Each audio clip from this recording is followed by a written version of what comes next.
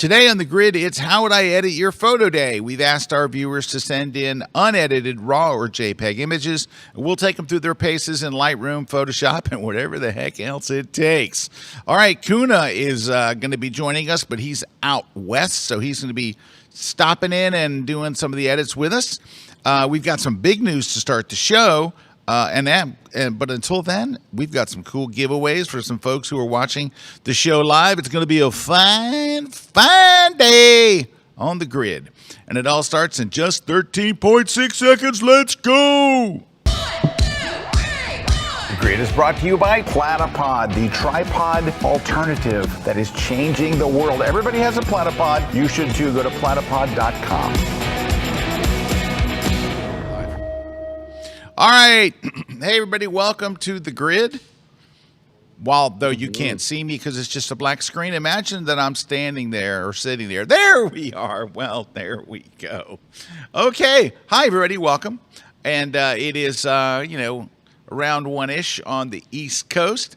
Mr. Kuna is out there somewhere. Mr. Kuna, you there? I'm here. There he is. On the West Coast. Ooh, West Coast. These are the girls I love the most.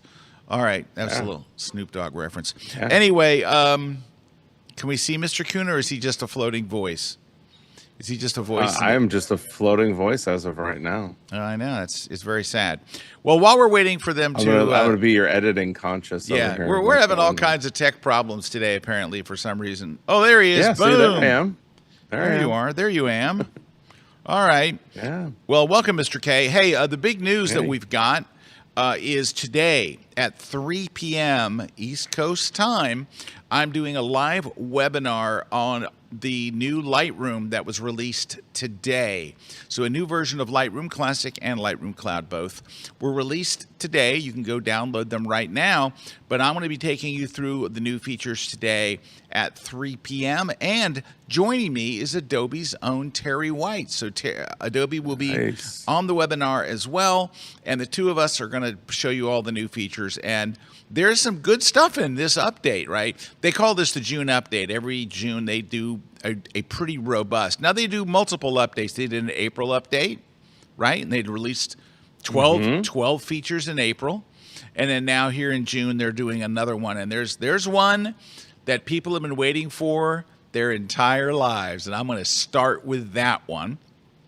So we'll be looking at that. That's at 3 o'clock today. I hope you can join us. You can jump on anywhere you watch us, over on YouTube at the Kelby One page. You can watch it on my Facebook page. And if you're a Kelby One member, we'll be streaming to all the Kelby One places that we do.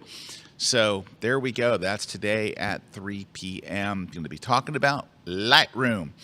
Let's see what else is going on. We got some giveaways. We'll be giving away today the Platypod handle that helps you get a handle on things. It's this thing right here. It's this. It extends from your Platypod and lets you put stuff, up higher. That's what it does. We're giving away the greatest book ever written, Mr. Kuna's Night Photography book. It is perhaps the second greatest book ever written. It could be even third. I knew at first you were like the greatest book. I don't know. Yeah, I know. I realized as soon as it came out of my mouth that it was actually the second greatest book. I will say, Scott, that book has really helped a lot. I was just out at a workshop last week, and we just went over how many things in the book. There are these simple concepts with night photography that really can help you get to that next level. And that's really how we write our books, and how I wrote my book was, I just wish this was something somebody wrote 20 years ago when I was starting out. Right. I just wish somebody would have just said, hey, you know what you're going to have a problem with? You're going to have a problem with using your camera at night. Hey, you know what you're going to have a problem with? Focusing. So we got to focus on that. It's like they skip over, and then we get consumed with all these numbers that don't matter. And it's like the numbers, while they matter a little bit, they're not the thing that holds you back. Well, if you don't win that book, you can still go buy it on Amazon, as many people have, so you would not be alone. We're also giving away the iPhone photography book, second edition. So this is the new version of my book. It is coming out next month. If you pre-ordered it from Rocky Nook, you'll get it first. If you pre-ordered it from Amazon, right after that. But we have the ebook available today, so that's what you're going to get. So you're going to get, and this is all the newest phone stuff that's out there. All the goodies that are on the new phone are in there. So you can get that right now on Amazon, get the Kindle version, or we'll send you the ebook version. We're also going to be giving away a copy of On1's No Noise AI, which is very, very good. It's one I use daily. And this is coming from a guy who never used noise reduction because it all stunk. But this thing, ooh, it's good. It's also on sale. Look at it, $39.99. Woo! Let's go. Oh, it's really great. All right. This is the best $40 you ever spent. Yes, it will, especially if you're a night photographer. Yeah. Then big time. Okay, so today is how to edit your photo day. We've asked people to send in photos, and we're going to just edit them. I'm going to show you how to edit them from start to finish using, Camera Raw or Lightroom, Photoshop, whatever. When I use Camera Raw, it is the same features as Lightroom's Develop module. In fact, what they did was they took Camera Raw and they stuck it in Lightroom, and they just call it Develop, but it's the same stuff written by the same people. It does the same stuff. It has the same names for the most part. All right, let's start with this one. So this particular one right here is was taken here in our studio. In fact, it was taken right back over there to my left. So this is Dobson's motorcycle. And we wanted to do a shoot for the summit. So we had our VIP members and our Inner Circle folks and our Masters of Photography program people were invited to our studios in Tampa, and we set up all kinds of different shoots all over the building. And one of the ones that we did was this motorcycle, and I lit it with this softbox overhead. And I'm going to show you what I would do with it, because there's a couple different things that you could do.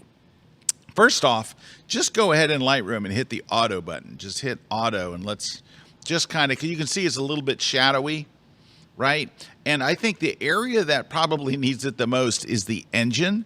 So I would go and click on the masking tool. I would just get the standard old brush. I would go increase probably the exposure, maybe, I don't know, half a stop or so, and just paint over the engine. Well, that's not doing very, oh, there we go. See that engine area right there? I can zoom in a little. Let's just paint, in here and just anywhere that like there's some detail. Now that's probably a little too bright, but anyway, if there's detail, I kind of try to bring it out. And there's needs to be some down here, just a little bit there. And I'm going to back it off in just a minute. That's a little too bright, but you got to start someplace. And if I make it too bright, then I can always just lower it, and that's what I intend to do. Which is that, yeah, that's a stop 0.3. That might be a bit much. So maybe we get down here to maybe 3/4 of a stop, something like that. That's not bad. Yeah. So you can see, it was a little dark. The whole thing was dark.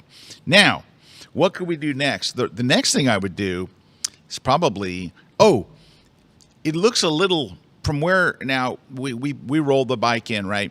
I think it's a little, it's not flush. Askew. It's askew. Yeah. It's askew. Yeah. So I would just go over here, go to the lens correction panel in Lightroom, or in Camera Raw, you can go to the geometry panel. It's the same panel, by the way, with just different names. Exactly the same. It's weird. Just hit the A button. Yeah, see, look. Yeah. Right? There's a little bit of a perspective problem, but you just hit that A and the perspective problem's gone. Now, let's open it to do the rest of the magic inside of Photoshop. All right. You have two options here that I think you have. One is to go in here and select this side right here. And let's try, I don't know if this is going to work.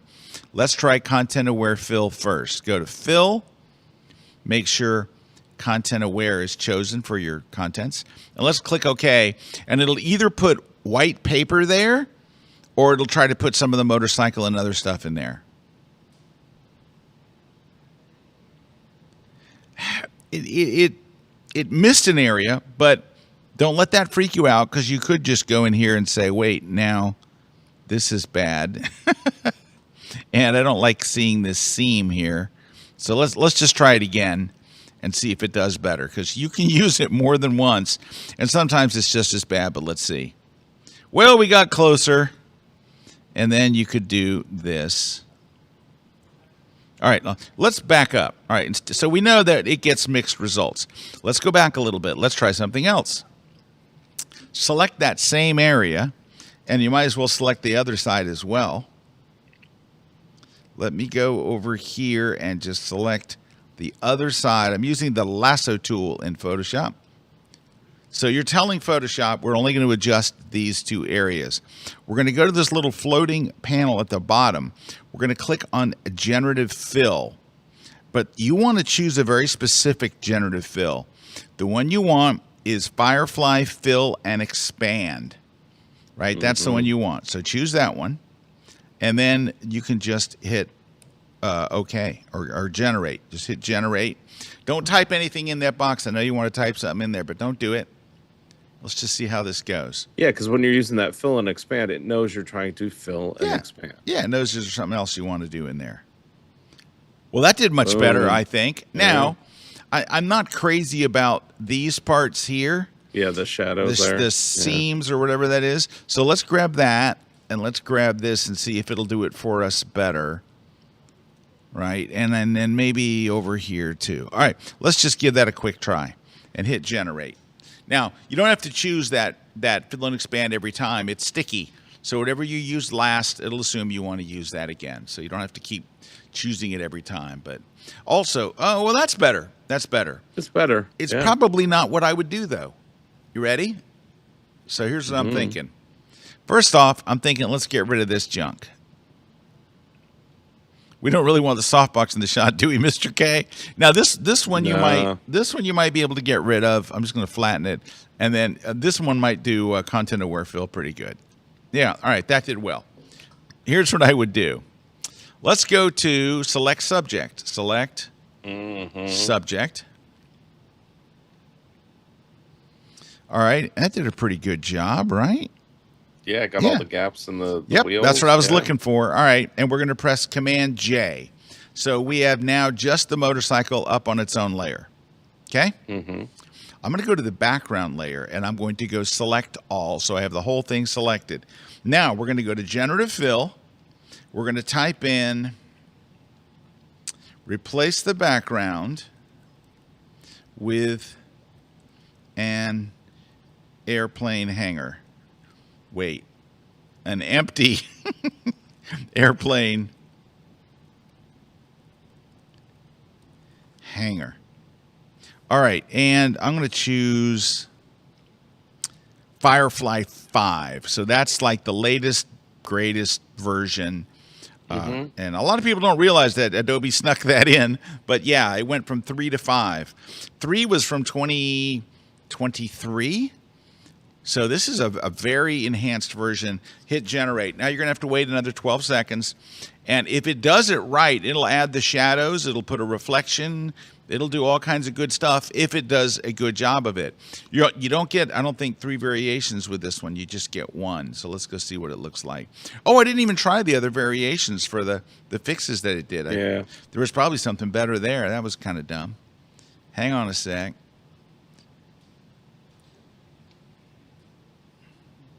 Come on, you can do it. It's thinking. It's so close. Thinking. It's like I want to do a good job because I know they're live on the air. So the AI is. Yeah. Well, that's not bad. That's not bad. Now, I don't have any other variations, and I don't like that this end is open. It's pretty good. No, but it's pretty good. It's pretty good. And look at the reflection, guys. Look at the shadows. That ain't bad. And now the other thing you could do, Scott, is you could take your own backdrop and put it behind there, you know. If you of course. If you have it. So, I mean, there's so many things you could do. But the point, I think, telling you in the editing is you're going to replace that background using Photoshop. That is the idea. And you can make it easy on yourself or hard on yourself. But something like that. And then when I'm completely done, I would go back to Camera Raw one more time. You would do this in Lightroom. You would just go down to the effects in Lightroom, and I would add a little vignette on the outside edges. And I would probably, honestly, I would go to the masking tool, say select subject, and then I would add probably some clarity, because it makes shiny things even shinier, like metal, and add some texture in there. Yeah, just like It's that. starting to look like an ad. Yeah. So, I think, in reality, I won't make you guys sit through this. I would render a few more until I didn't have that bright light, because I really don't want that bright light, showing over the bike, because it draws your eye over there. And if you sent me this image as is, I'd be like, hey, this looks really cool, but this bright light's got to go back here. And I mean, again, I guess you could, Erik. It's going to be, I don't know, let's just give it a try. Let's just see if the fill and replace does a good enough job on this. Now I got the mirror here. I don't want to lose the whole mirror.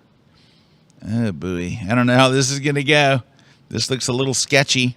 It does look sketchy, but it could work. It could work. Let's go to Generative Fill. Sometimes sketchy is better than being exact with this AI stuff. Yeah, so we'll try the fill and expand. Because it's like you're giving AI a little bit extra to work with. But we will get 3 variations. Yeah, the variations. So we'll see if there's anything better.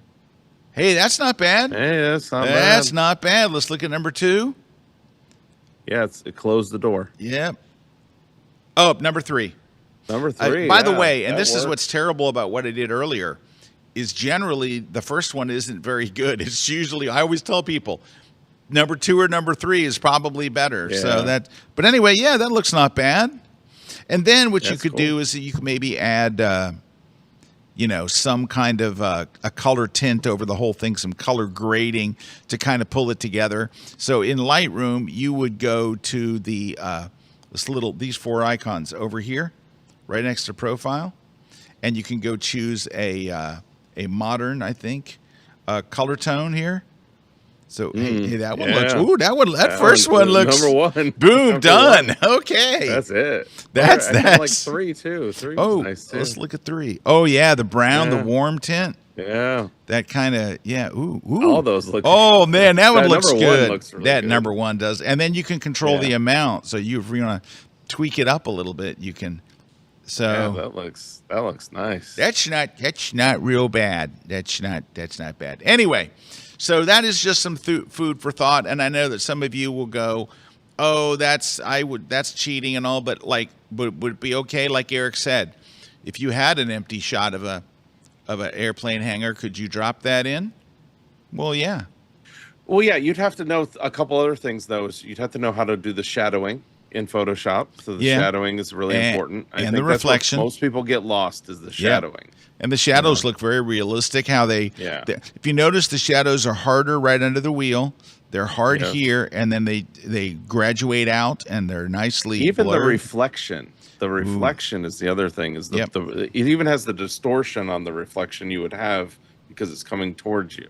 Yeah. Oh no, it's quite. And that's good. the kind of stuff you can that's the point. You can do that manually. We've been able to do it for years. It's just that a lot of people don't know how to do it well. Right. I got one thing here though. This is a little too bright. I think that the gas top of the gas. So I think we could just go and pull the highlights back, right? Go to camera raw, go here to the highlights, pull them back a little bit. Yeah, there you go. Oh, that's the shadows. There we go. Let's see if that does it. Yeah, see how that was a little bright? Yeah. Let me might have gone a little far. Oh, yeah, I think I might have actually. Well, you know what? It's starting to turn a little I can gray. go to what? I know, right. So I can go to fade, which is undo on a slider. So it's all the way back. It's where I went too far.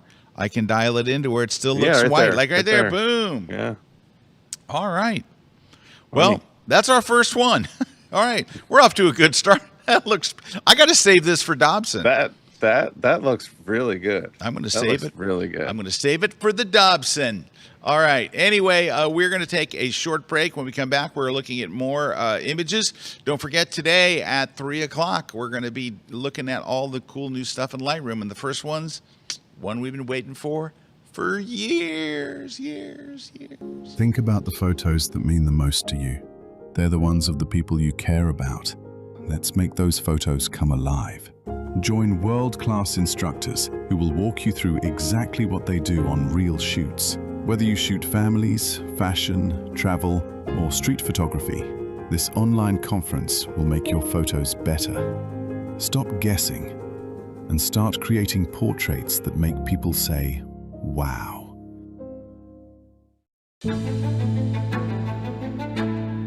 I'm Rick Salmon, and I'm really excited to tell you about my latest Kelby 1 class. I've teamed with Chicago-based meteorologist Mike Kaplan. Why, Mike? Because great photography isn't about perfect weather. It's about understanding the weather. Mike, known by his co-workers as the Professor for his dedication to weather and science, and I kick things off by showing you why weather matters.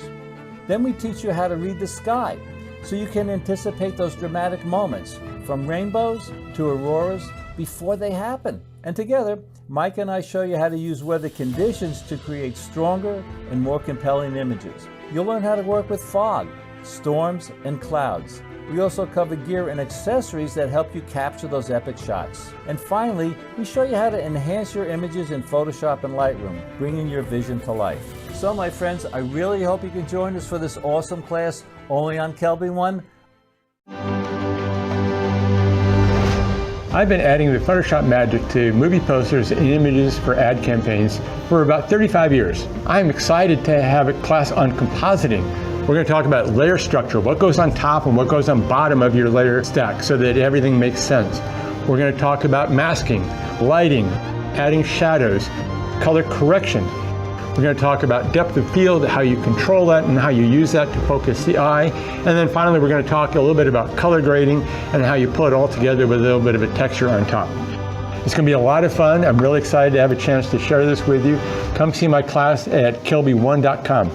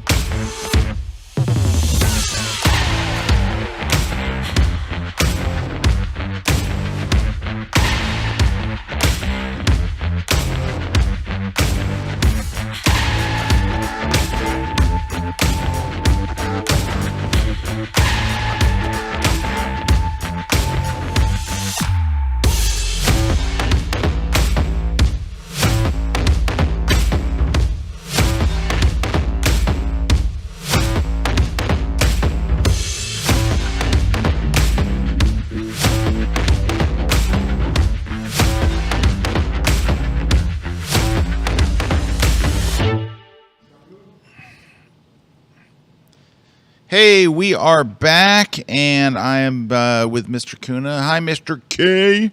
Hey, that was a great first image. Holy moly. And that's exactly what our vision was for doing that shoot at the summit, is shoot the plate and then do something with the background. Yeah, sorry, something's crashed on me here. Give me 1 second. What the heck just happened?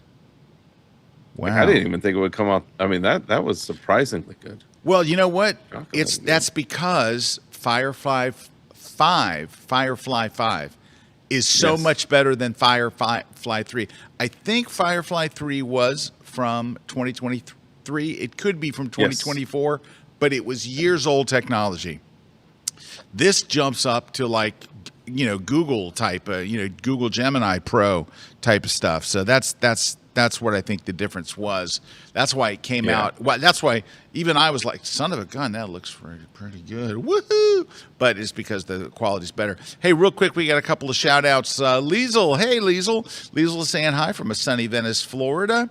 Nikhil is saying hi from Copenhagen. Claudia is here from Toronto.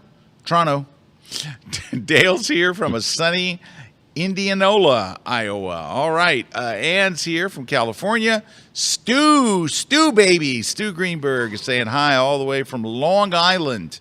He's on the Long Island today. Herb is saying aloha from Maui. Hi, Herb. Mark's saying hi from the airplane from Las Vegas to Dallas. And when you get off the plane, he's just going from hot place to hot place. Nicole says, happy Thursday from Clearwater, Florida, right down the street from us. Phil's saying, greetings from Chicagoland. Dana in Brooklyn is saying, hello from a hot and humid Brooklyn. Brooklyn in the house.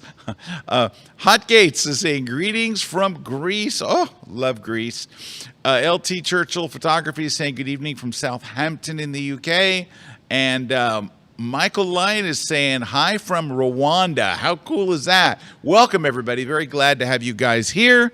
And I am going to, hold on one second. I'm sending one of these to Mr. Kuna to do. So give me 1 second and see if I can find this image. I don't have it yet. But let me see. Goodness gracious. I still don't have it. Okay. Well, I mean, we could go on. Yeah, we'll go on to another one. Let's just go on to another one. Hang tight. Let's try this next one right here, which I do not think will require any generative fill. Take a look on screen. Oh, I know exactly where this is. Oh, do you? Where's it at? Yes, that's the Outer Banks. It's in a town inside. I think it's called Monteo. It's the lighthouse there. Oh, all right, very nice. Let's start off by straightening it. What do you say, Mr. K? Yes, definitely. All right, I did the auto straighten. It didn't do anything. Look, it does nothing. Yeah. Do I have the preview there's a on? perspective issue too, because it's like a little off center. So that's what's kind of giving that. Yeah. So. And that's when you're doing these symmetric shots. It's always try to get it, center as you can. Well, I'm trying to try this. I'm using guided upright to see if that'll fix it. Yeah. Hey, that did pretty good. That helps. So guided upright is when the auto and the other stuff doesn't work. You can draw 2 horizontal lines and 2 vertical lines. In this case, we only needed 2 horizontal lines. It's these green dotted lines. You just drag them out over something that's supposed to be straight, and you can edit it. You can reposition it, and then let me let go. There we go. And then same thing down here. You can reposition it, but this one's right on the money. So that's a good start. Let's go ahead and go to the editing part. Let's hit the auto button, see how that does. Wow, the editing button virtually did nothing. All right, so let's pull back. Let's pull back the highlights and see how that helps our sky. Look at what that did for our sky. Yeah. However, I think I would go a little further. I would probably go to the masking tools and say select sky. And then, it didn't do a fabulous job down here, did it? It didn't hit the rest of the sky. Well, that's okay. Yeah. If it misses a part, you can hit the word add right over here. That's annoying. Hit add, and we're going to brush in. Choose the brush, and we're just going to brush in the part it missed. For whatever reason it missed, it's no big deal. And we'll just go in there. I'm doing this quickly, but that's how you would do it. All right. Now that we've got that selected, I would drop the exposure, make the sky much more interesting, increase the contrast, and drop the highlights a bit. Now, unfortunately, that kind of makes the ground a little too bright here. So I'm probably going to have to select the water and darken it as well. In fact, everything I think has to be darkened here. What if we did this? Let's go say select sky. But then we paint in that stuff that we're missing. Add and paint this in. Brush. Don't forget to choose the brush. It doesn't just do it because you chose it from a menu. You have to use the brush and paint it in. Okay. Then we're going to say this, invert.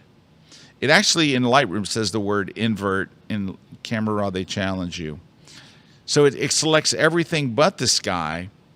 Right? But look, it left the sky selected over there. It did not, yeah. How about if I say subtract sky? I think you weren't on the, you just weren't on the mask. Yeah, now it's good. Well, that worked, right? Yeah, that worked. Now we can kind of pull down the exposure on the water a little bit.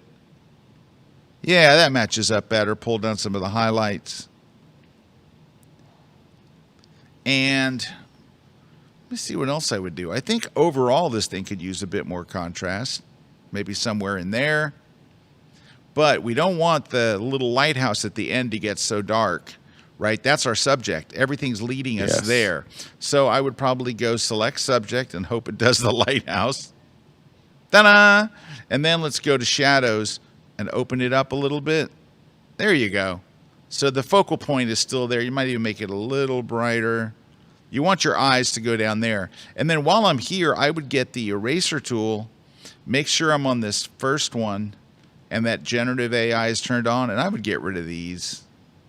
And that one. Yeah, the ones that are keeping it imbalanced. Yeah, and I think I would also get rid of this. Get rid of that walkway. Yeah, coming off there. And then just hit remove over here on the right. Give it a few seconds. This thing actually works very, very well most of the time. You might have to get rid of those steps eventually. On the left? Yeah. Yeah, I probably should have gotten rid of those right then. That's better, and he's right. See, it added steps because it's like, oh, look, it steps to nowhere.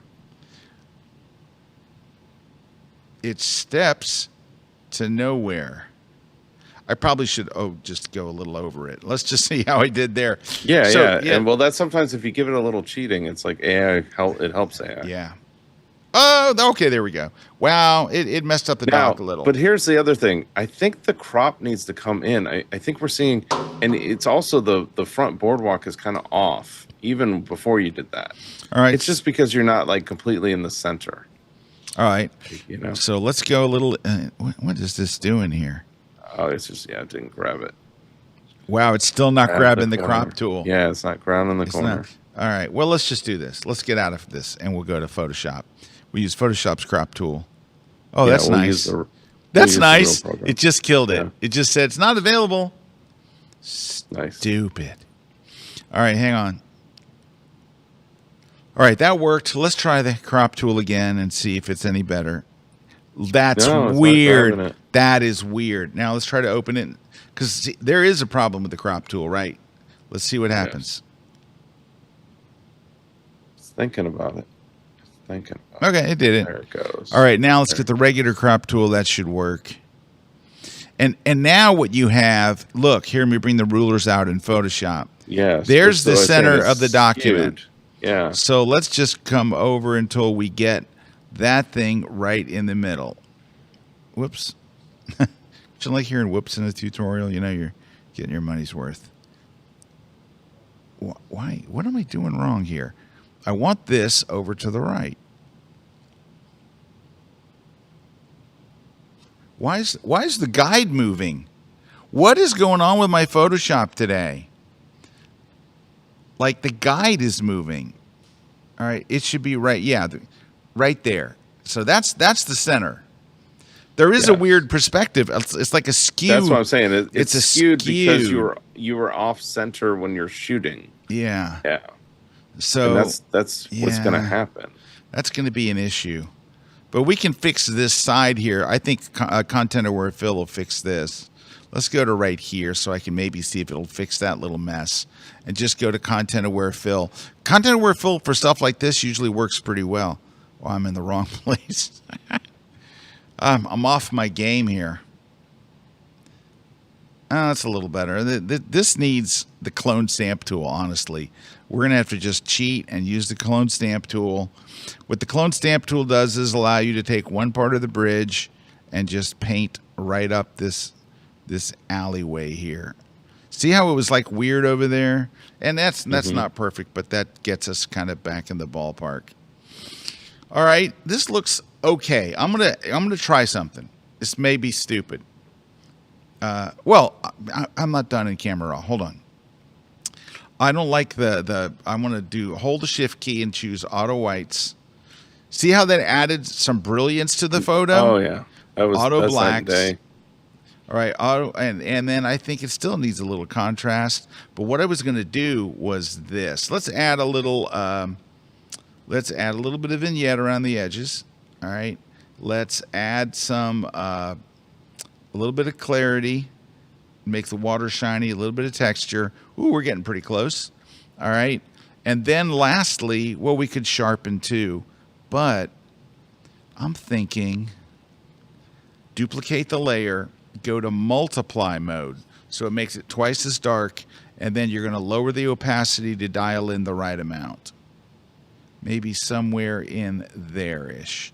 So it looks like, later in sunset and all that. And you've got these lights on here, right? Yeah. I just wish the lights were on both sides. Erik, I was just going to say, I'm very tempted to take those lights and flip them to the other side. So I was tempted when my photo, and I didn't do it, and I wish I would have done it. I'm thinking we grab these lights, this one, and those two. Yeah, I put them up on there. I remember I was like, I should have just moved the lights. There they are in their own layer. I don't know how this is going to go. We're on a duplicate layer. We're going to flip it horizontal so it looks like it's the right side, right? And we're going to add them. It's going to take a little bit of work here. Watch, I'm going to have to go eek. And there's really no post there. Yeah, this is going to... It's going to be hard. Oh, this is not going to go well. Because you really need to skew it like this. You know what it is? You need to do these pieces separately. Yeah, you have to do them individually. Yeah, that's what it is. Because these are not bad, these two. But the big one here is bad. So what if I did this, Mr. K? What if I grabbed this and cut it off that layer and put it on its own layer? So it's just that. And then I can kind of, let's make sure it's the same height and everything as the other one. Just bring a little guide there. It needs to be somewhere in here-ish. Why? I must have snap turned on. Let me turn off snap. I hate snap. All right, somewhere there. I got to skew it a little this way so it fits the bridge. It's not the most beautiful thing I've done. All right, and then we have to get rid of all this excess junk over here, right? All right, let me get rid of this because now I would get the masking. I would click on the layer mask, and we have to erase everything that isn't the post. And you're probably better off to do this with a hard brush or a harder brush. So raise your hardness amount, and then you can kind of click and get rid of that. So you can draw a straight line by holding the shift key with the brush. So if you want to draw a straight line here, you click once, hold shift, and click again, and watch it draws a perfectly straight line. And then that's not so bad. And then you got this junk over here. Draw a straight line. There we go. Let's draw a straight line here. Draw a straight line here. All right. It's not great. But I would work on it more than 15 seconds. I would also... Yeah, I mean, you're doing this quickly. I also think... I wish they would have just put lights on both sides. Wait, undo. I want to delete this mask, but I want to say apply, right? Because I think this one, you'd have to pull this up so it looks different than the other one. So it doesn't look like the same exact one, just flipped. Yeah, it's got a different characteristic to it. That's getting closer. All right, so we're getting there. It's not a piece of art, and that's only because of my editing here. It's a nice picture. So let's go and look at the original. Let's go grab the original, see where we are. So the original was right here, but we have to hit. So that's the original. So that's the original, and here's our edited version, right? So it's cleaner. Yeah. It's got more lights. Sky looks better. Like I said, that's what I wish I did with mine. Yeah. I look back at it and I'm like, I should just took the time. Oh my gosh. Okay. Mantijo. All right. So Philip Columbus 3054 says the accent is on the first syllable. It's Mantijo. Yeah, sure, that's it. Okay. That's it. I know where it is. All right. Mantijo. All right, it's like an old town there. It's like back in the let's take a brief break, and we'll see what happens on our next picture. And hopefully, I do a better job than I did on that one. Give me 10 minutes. I could have probably fixed it pretty good, but maybe not. The Grid is brought to you by Platypod, the tripod alternative that is changing the world. Everybody. I'm Jefferson Graham, inviting you to watch my latest class for Kelby One. the photographer's guide to photographing what else but Las Vegas, one of the most incredibly photogenic cities in the world. As you know, there's nothing like it. With casinos pulling out all the stops to get you inside, we've got shots on the ground, middle floor, and all the way at the top without using a drone. I'm going to show you my favorite desert spot to see the sand like it used to look back in the 1940s, looking down at the strip. We'll do night shots, we'll do morning shots, we'll do all sorts of shots, and you'll get the skinny on how to best photograph Las Vegas before you come. Photographer's Guide to Las Vegas. Kelby One, I'm Jefferson Graham. Tune in.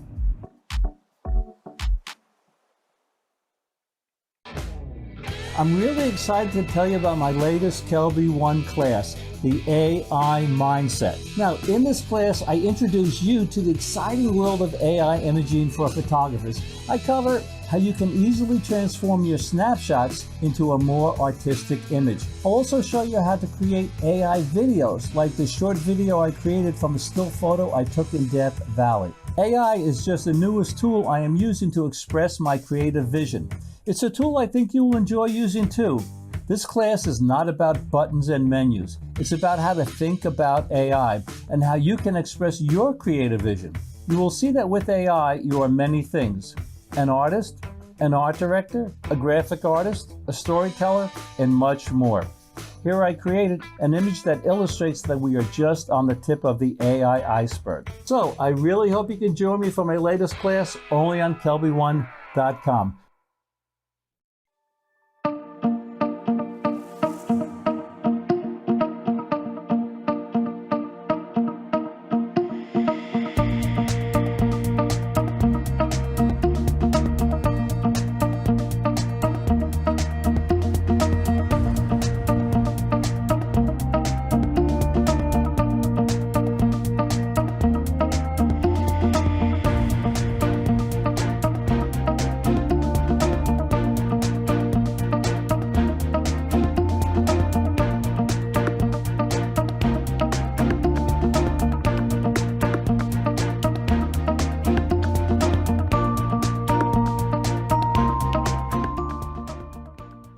Think about the photos that mean the most to you.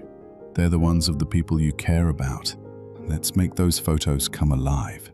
Join world-class instructors who will walk you through exactly what they do on real shoots. Whether you shoot families, fashion, travel, or street photography, this online conference will make your photos better. Stop guessing and start creating portraits that make people say, wow.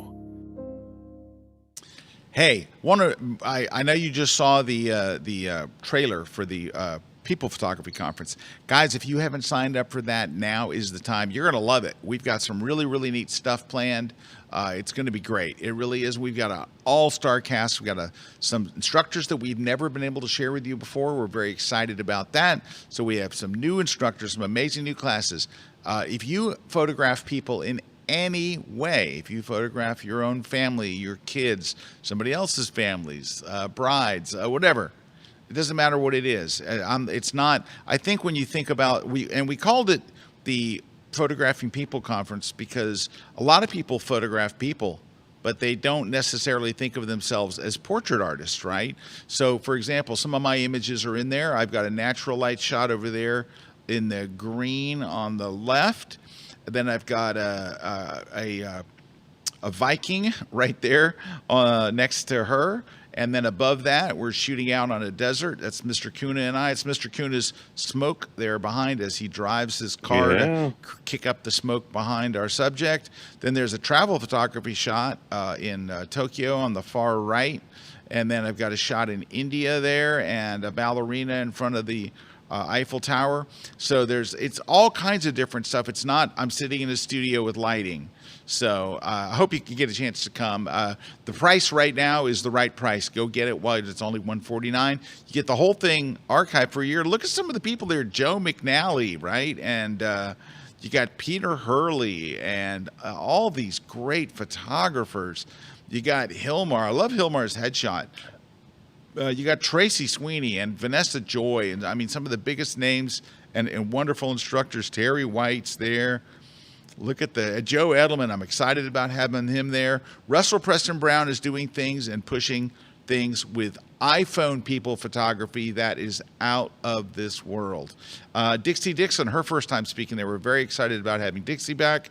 So anyway, it's great. It's all awesome, and I hope you can do it. In fact, it looks like Kim is telling me we're running a flash sale this week. So if you go to Kelby One Live, I guess they are running this weekend. No, it's this week? I don't know. It's a flash sale. So go get on that. And let's see what else. Natalie's asking, will your Rocky Nook book hold a book launch for your iPhone book edition 2? Well, hold a book launch. Oh, I see. Will you host a book? Yeah, every time I do a new book, I will just generally do a book chat, which is I share tips and things from the book and kind of give you an idea of what the book's about. It's kind of like an author chat kind of thing. Yeah, I will. Natalie, I will be doing one of those, so keep an eye out for that on all my social or Kelby One social. And Jack says the Lighthouse photo was mine. I pretty much took it as a snapshot with my iPhone, was heading to dinner with my wife, and I had 30 seconds to grab a few photos. Hey, Jack, that's not bad, right? It's a nice photo. I think you chose a great subject, and I would have never have known, and I did not know that it was an iPhone photo. So well done, Jack. Nice eye. All right, let's take a look at our next image. Here we go on screen.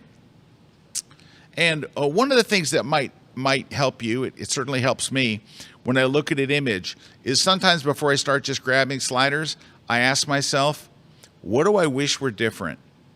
Right? So I just look at the image and I go, well, the lighting does not look right. I don't think it was all yellow inside this church. So I don't think the lighting was right. Look at the pipe organ up top and how skewed that is. So the roof is skewed. The windows are... Yeah, I don't imagine the church is like leaning and kind of like weird. Yeah, like it's going to fall over. The windows are all blown out. I don't know how much of that I'll be able to bring out if it's not an HDR. An HDR would have done really great in this instance. That's what HDR is born for. For instances like this where you have a dark interior of the church but then bright windows with stained glass, that's HDR would have done wonderfully well there. The pews are a little skewed and all, but I mean, it's not... It's a nice picture, so it's photographed well. So now it's just the edit, right? All right. So I'm going to start off with fixing the color. So let's go to the color. We're going to grab the eyedropper tool. And I imagine this roof is probably a neutral color. Something like that. I'm not sure if I like that shade of whatever. Something in maybe there-ish. Because it was really, really, colored out there. So I'm thinking it's something more like that. Now, I wasn't in the church, so I don't know if this is the real yellow that was there, but that looks more consistent. That roof looks a little blue to me. What do you think, Mr. K? Does it look a little? Yeah. So you could go to the color mixer and click this in here, and if see the blue, you can see it's blue. The little eyedropper is showing, right so there, click and drag to the left to remove some of that blue, and we get a more pure white up there. Let's go try the going here and hitting auto in the upright and see if that fixes it. It helped, certainly. Watch. See how it was leaning back towards this side? It was almost like the whole thing was leaning in that direction, so that certainly helped. But if you'll notice, the middle of the church is right here, but the middle of the crop is over here. So what I would do is take a little out of the roof to get that about right there. There's still a bit of a perspective problem, but that's closer. And then I would open up, let's just go ahead and hit auto and see what that brings us. Oh, that looks pretty good. The auto actually helped there. Pretty good. Now, if you try auto and you're not happy with it, undo it, and then go up here and choose adaptive color and see what that does. Ooh, I didn't like adaptive color at all, so let's turn that off and go back to auto. All right, so otherwise it's looking okay, but there's definitely a perspective problem that we're going to have to fix in Photoshop, which is okay. Let's see if pulling back the highlights, you can already see when we did auto, it helped the stained glass windows quite a bit, but maybe not enough. Yeah, look at that. So here's where we were with the windows. Look how blown out they were. Let's just use this window on the left or on the right as an example. Blown out. Lower the highlights. Look, it's back. Come on, that's a pretty big difference. Look where we were. And now you're bringing back that detail that was lost. That's pretty good. That is. Yeah, that's really good. Now, if you think, well, there's still a little bit lost up here, here's what you could do. Ready? Go to the masking tool. Go to the brush. Go and lower the highlights of the brush and then just paint over those areas. Oh, come on. Why are you doing that? And see if you can bring some of that, more of that back. That's doing better. I don't know if you could get anything out of these ones up top. Maybe a little. Hey, look at that. You're getting a little bit. You might even try lowering the exposure a little bit in those areas. You can't go too far. Hey, that's pretty good, though. If you think of where we were, look how blown out that was to bring all that detail back in the stained glass. And it's beautiful. I mean, the stained glass is gorgeous. So and when you're affecting that one window, you know, the other windows are being affected by the highlights being pulled back as well. But I think the last part of this, well, let me back off. I think the whole thing might be a little too dark now. Let's open up the shadows a little more. That's looking pretty good. I might go and light those lights by just painting a little color in there, you know. But we got a bigger problem. Let's fix this. So I'm going to duplicate the layer so you can see a before and after. But it looks like this whole side over here is not straight. So maybe something like, sometimes what I'll do is I'll try to line up two things. So if you look, 1, 2, 3, 4, 5, 6, 1, 2, 3, 4, 5, 6. Yeah, that circle there should be in line with that circle over there. So this is going to take a bit of doing to get it there. But that would be the perfect alignment for those two. But then you're going to miss all this. You're losing all the pews and everything. So I'm just going to try to maybe stretch this up and then this down a little. I mean, I'm kind of, I don't know if I'm going to get there. Yeah, it's going to be hard because it's getting close though. There. It's close. It's close. So this is why, you know, you'll hear me and read in my books about how important it is to get to the exact center. If it's a symmetrical thing, you got to be in the center. This actually looks okay. Look. It looks okay, but to your point, but it's not centered now. If you're gonna shoot in anything like you just said, symmetrical, you have to be obsessive about getting to the center. Yep. You have to be very obsessive about it. So the center angle. You don't want to be shooting like this. The angle was more to the right than to the left, even though it was not center. But you're getting there. I mean, you're getting there. We're getting there. Yeah, right there, baby. But I'll say it'll look a lot better if you take the time. Yep. Well, then we don't have to crop anything. It'd just be easier on you. Yeah, you wouldn't have to lose all that. Look at the difference. You can see how skewed it was. Look at all that stuff you lost. Yeah, but we lost a lot of it because you didn't center up. You used to have the pipe organs on the top where you could actually see them. You can't even see them anymore. Yeah, we lost the pipe organs, but I mean, and if you were center, it would have stayed. Yeah, and we lost some of the what you call it, stained glass. Stained glass over there too. Yeah. But at least everything is symmetrical and it's kind of right. Yeah, you can see that works. How far off it was. But it takes a little break. Holy cow, it's break time again. Wow, yowzer. It's break time. We're going to take a short break. When we come back, we're going to look at another image. Don't go away.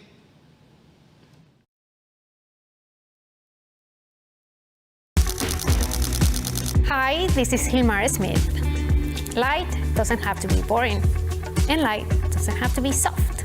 I'm going to teach you how to introduce hard light and hard shadows into your photography stories. I'm going to teach you how you can introduce color, how you can play and make really the best out of your set with all of my favorite jigs and with all of my favorite gear. So if you really want to level up your lighting, Come and join me at my newest class at kelby1.com.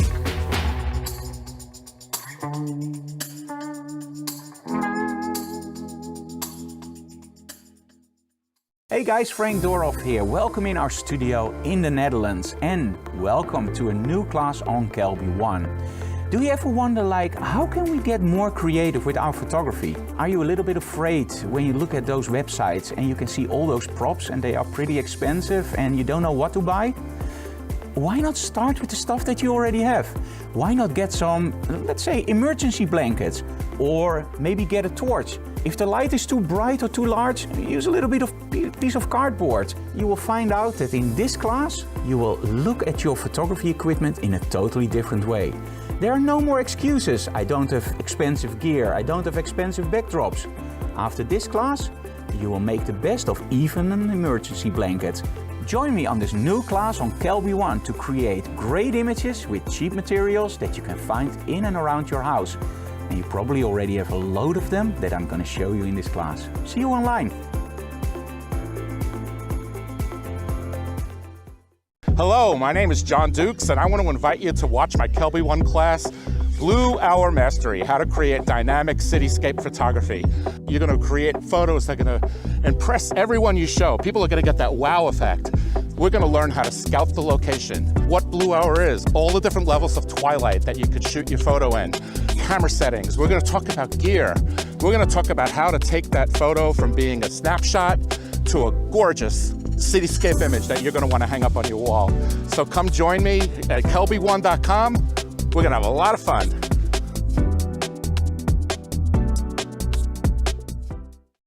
Think about the photos that mean the most to you. They're the ones of the people you care about. Let's make those photos come alive. Join world-class instructors who will walk you through exactly what they do on real shoots. Whether you shoot families, fashion, travel, or street photography, this online conference will make your photos better. Stop guessing and start creating portraits that make people say, wow. Hello, hello. All right, we are back, and Mr. K is going to handle this one. It's a blending of a Milky Way shot, and apparently on a previous version of the grid, we trashed this photo. Now, we didn't know whose photo it was, but the person that took it said, hey, can you show me what I did wrong? Here's the two photos. So Mr. Kuna has both of the images, I believe, now. Is that correct? Yes. Yes, I do. He has both of the images, and we're going to turn things over to him. He's going to do this one for you here. Let's pass the mic. Yes, because after seeing the files, well, can you see this on screen right now, Scott? No, we're just seeing black screen. It was nice though the way it faded to just faded. I thought, black ooh, screen. That's nice. But then so I should be sharing. You should see a twilight image, but if you're not, there we go. We see it. All right. So you got this twilight image. So I love this spot. I actually know where the spot. It's in Big Bend State Park. I remember this. Right on the Rio Grande River. So this is the twilight shot. So this is one where somebody's doing a twilight shot and then the night shot. Right away.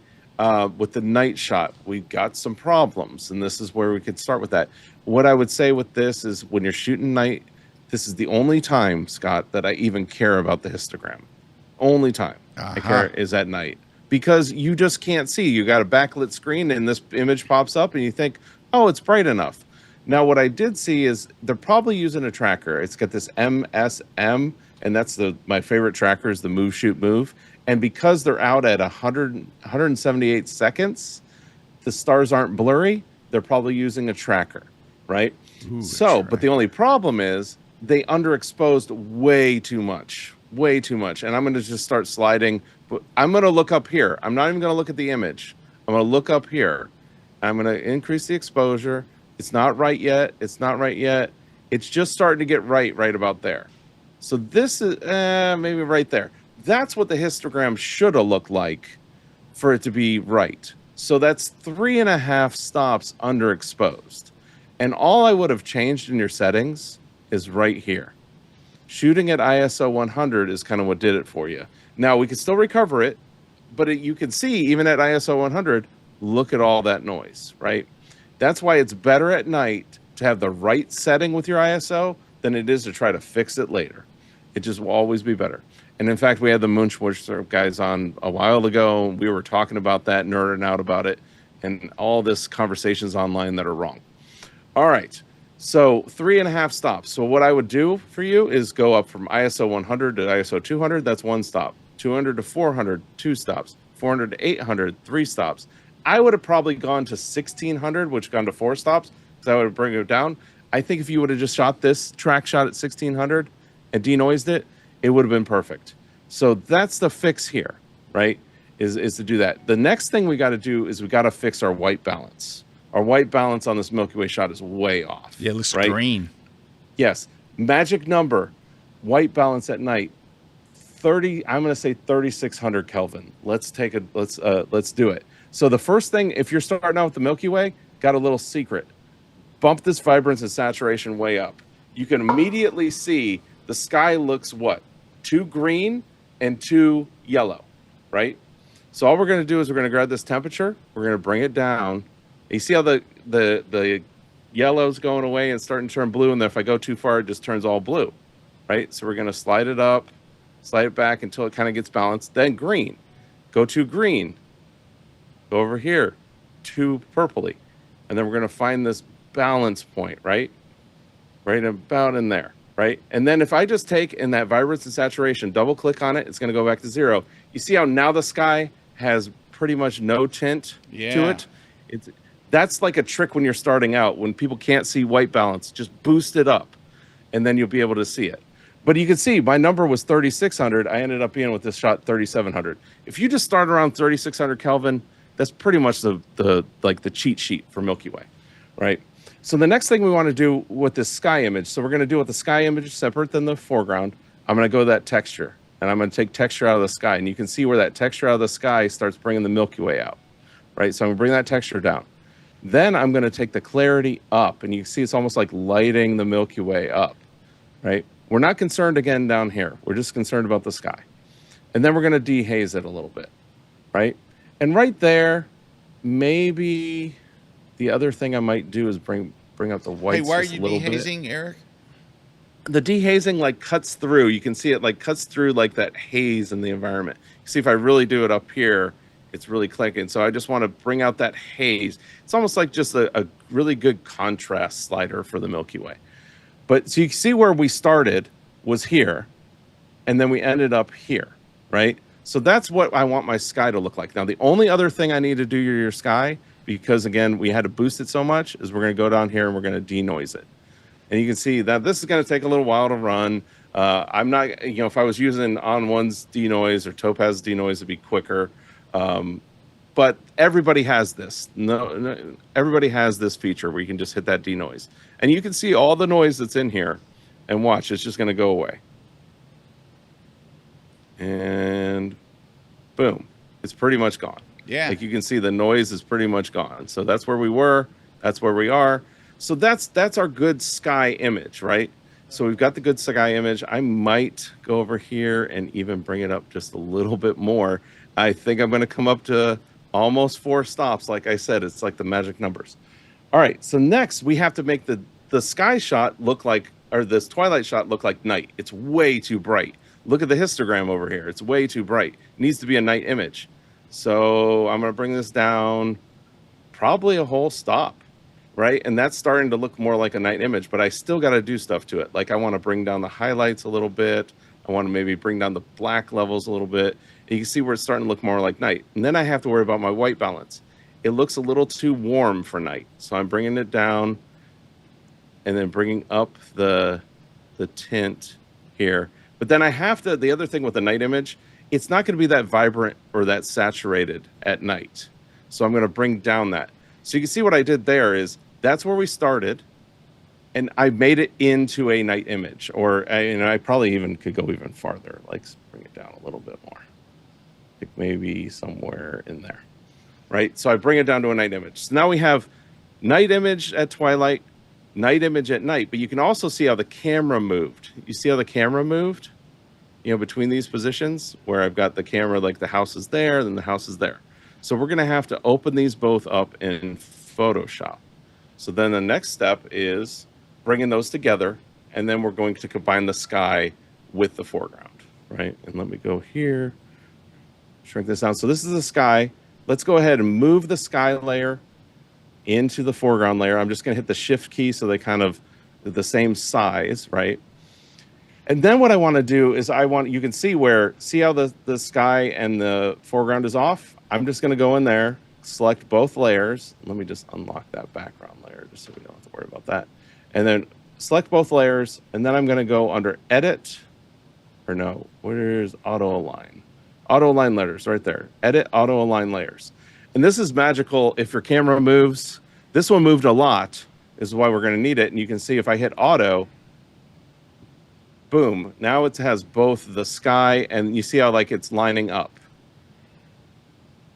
So now we have to put these things together. So I can go to that sky layer, or maybe I'll go to the sky layer here.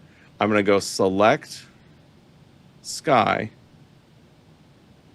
And then what I want to do is I want to remove the sky, right? So I'm going to just go up here, and I'm going to click invert so I can just get the foreground. And then I'm just going to hit a mask, right? And now I've got the mask. Now if I turn on the sky layer, well, actually I want to go down here. So the sky layer is on the bottom, foreground layer on the top, and now I've got that mask to where I've masked over the sky.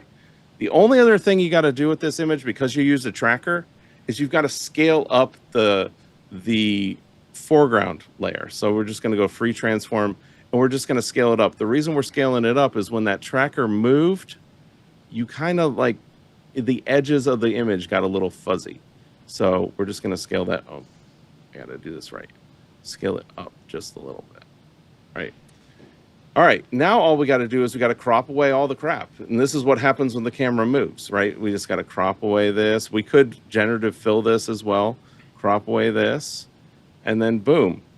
Then at that point, we can combine these two layers down, keep on editing. But you can see where by doing that auto align layers, you put those two images together, and now this looks like a night image. You know, it's very subdued and all that good stuff.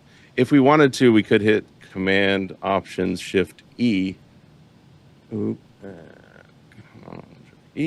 bring those all up to one layer, and then we could go into the camera raw filter here and keep on refining it even more. Like we could change adjustment, change the whole tone of the image, all that good stuff. But I think it's pretty good how it is like that. So that's really when we were combining the two images, we have to bring that up. So my only thing with your shooting, just make sure that you're doing that whole trick where give yourself enough ISO. Don't be shooting at 100 because, oh, it's going to be cleaner. You actually want to excite your sensor a little bit, get it up there. Tracking shots, I'm usually doing at 800 or 1600 ISO mattering. So that's usually where I'm at anyways. And then just making sure if you are going to kind of have something where you're going to combine the images, don't try to not move the camera that much, because the more the camera moves, the more you're going to have perspective issues and weird things. What's great about sky replacements is you can actually shoot a very plain foreground and then put it in, and it's much easier on yourself. So that's it. There you go. That's pretty good. Thank you there, Mr. K. Yeah. All right, real quick, I'll take a couple here real quick, and we can't run up much further here because we got a 3 o'clock webcast, as I mentioned. Don't forget, at 3 o'clock, we're going to be showing you the new features of the latest version of Lightroom just released today. So come join us at 3 o'clock. All right, take a look at this one. All right, so there's a couple things we can do. Let's try auto. All right, that helped the buildings on the left. I would change this to Adobe Landscape to get a little more vivid. See how much more vivid the colors are? Watch. There's the kind of default, and then Landscape makes it look better. Then I would go here and pull the highlights down more to get that sky looking better. In fact, you might even select the sky and go a little darker, but I don't think it's too much. Here's what I would do. I would go and get the brush tool. I would get the objects tool and say, I want to work on this. I want to work on these homes or whatever they are. Let's open up the shadows a little bit. Increase the contrast. But I think really what it needs is color. Add some yellow in there because it's sunset, and maybe some magenta. There you go. So look at the difference. I mean, just for those little changes we've made, look, right? It's coming to life. Yeah, that's like night and day. It's coming to life. And then I would add, here's what I would do. Watch this. Well, while I'm here, let me just finish this off here.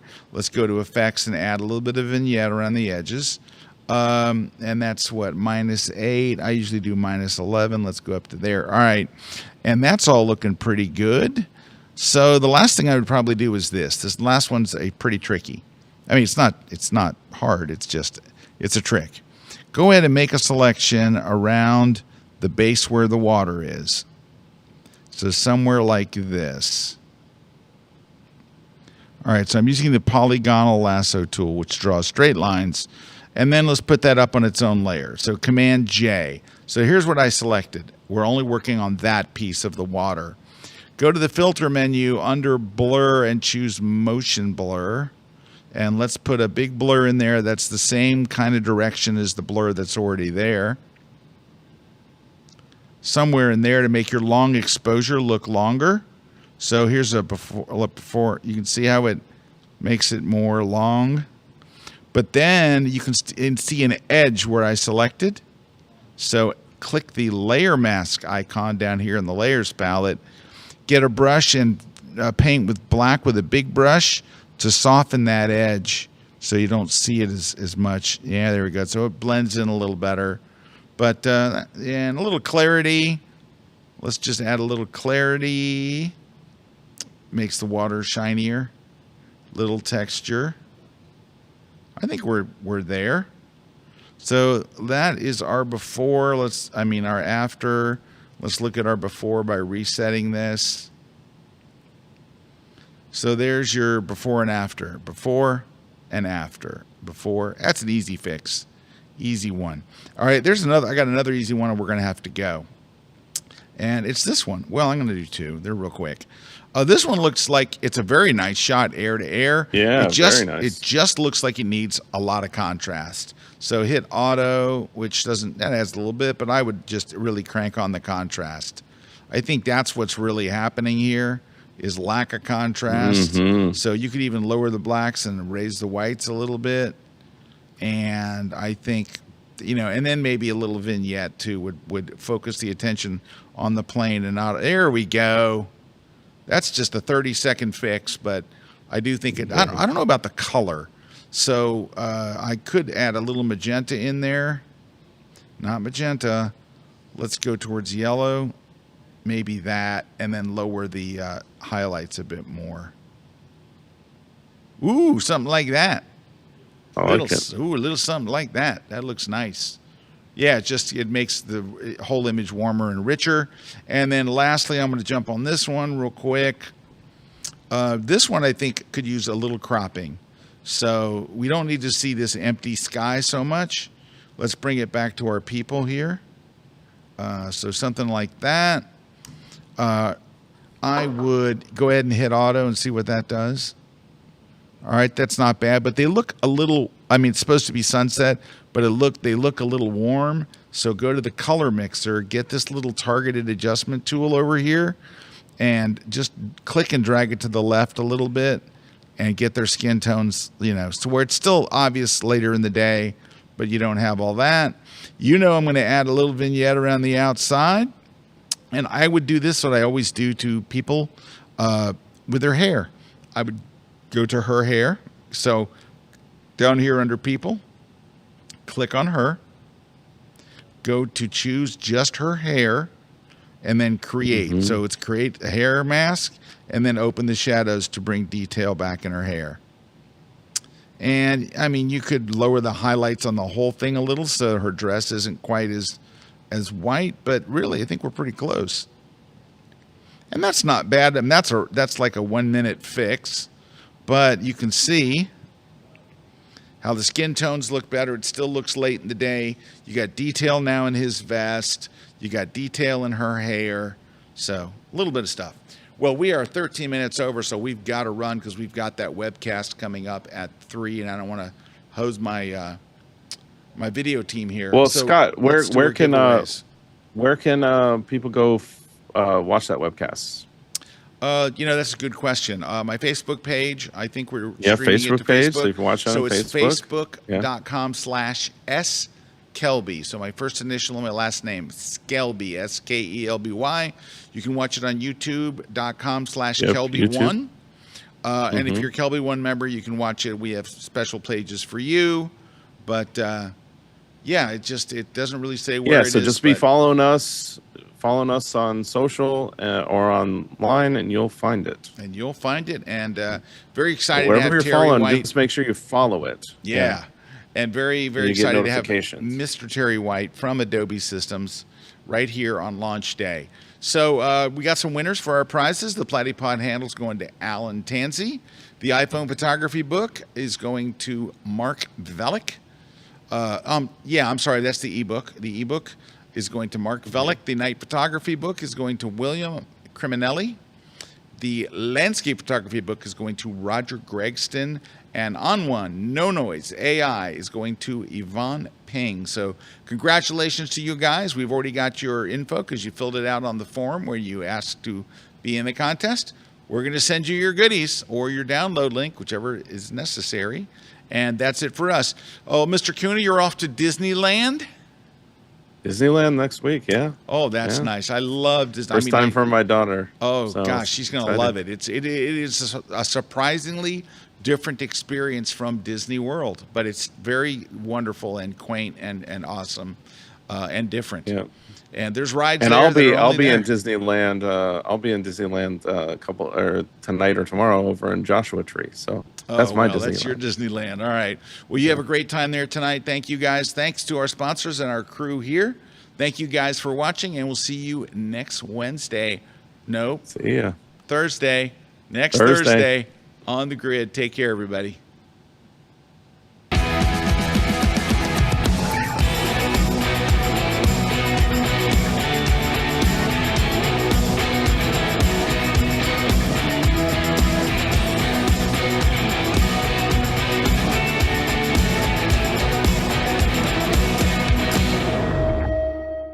Think about the photos that mean the most to you.